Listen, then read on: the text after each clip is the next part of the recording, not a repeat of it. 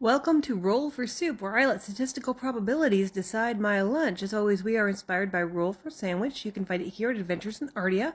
This is episode 18. Let's go! So here are our dice for today. I don't know if you can see it, but they're very swirly and sparkly, and they kind of remind me of the Van Gogh painting Starry Night or of Aurora Borealis. So this is like a very artistic character, maybe one from the north. Anyway, let's get rolling. As always, first things first, we are going to roll for our soup base. And that is a 1. Butternut squash and apple. This is the last of my butternut squash soup. It is sweet and the apple is tart and it's a very rich soup. I'm going to miss it, actually. Next, we're going to roll for fat because there's nothing wrong with that. And this time we do have... Oh, we have Miyoko Winter Truffle. Yay, that is a really good cheese.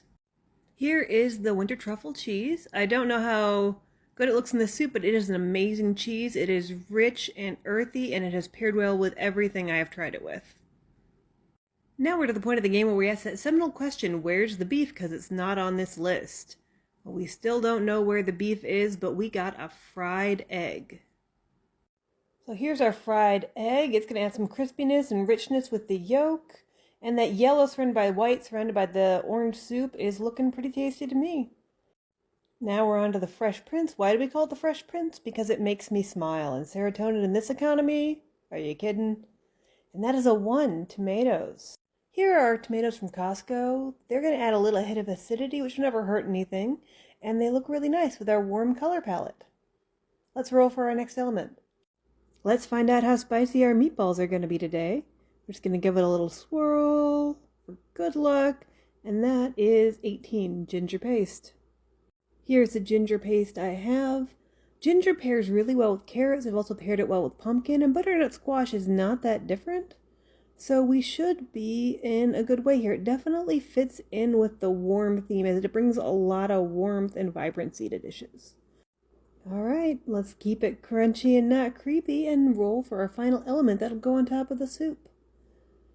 That is a 1. That is spicy pork rinds. Yowza.